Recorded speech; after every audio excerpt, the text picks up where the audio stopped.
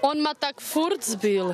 A prečo? Tá zadarmo. Požarlil na mňa. Ona furt provokovala, prezývala ho toto a on sa hanbil, dostal nervy do toho a zbil ju. Tibor oslavoval príchod staršieho syna z väzenia. Na začiatku netušil, že na konci oslav pôjde za mreže jeho mladší syn. A to vďaka jeho družke. Syn ako prišla z basy, viete, ostavili tam doma.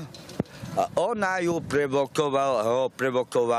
On sa opil a on prišiel hore, už on ma zbil. Ostré výmeny názorov patria k oslavám, ale teraz sa to vymklo spod kontroly.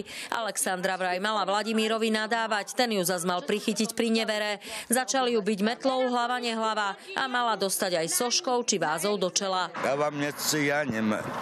Čistú pravdu hovorím, ale sochy nemáme. Skáďal sochy zoberiem. Tu ma udrel, aj tu.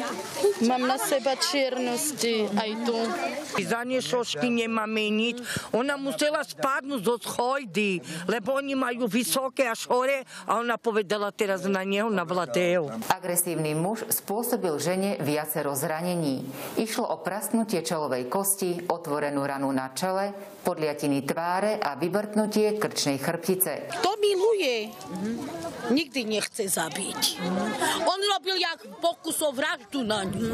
Muž z obce Rakúsy bol obvinený z trestného činu ublíženia na zdraví. Bitka vraj bola už len vyvrcholením dlhodobých problémov dvojice. Provokovala ho, prezývala ho. Toto on furt. Od neho vždy tak prišla so černými očami, to nielen teraz. On si tú basu vyslúži. Však ona každý deň ho prerokovala. Ona sebe nedala rádi. Aj keď sme ju vyhodili, ona vždy prišla nazad. Vidíte na mňa, jak vyzerám? Aj on nech cerpí. Keď ja cerpím, aj on nech cerpí. No už zdá sa, že až súdne pojednávania ukážu, ako to s tou bitkou v skutočnosti bolo. No súd sa rozhodol o tom, že 27-ročný Vladimír si na proces počká vo väzbe. Spod Tatier, Zuzana Pojedincová, televízia Joj.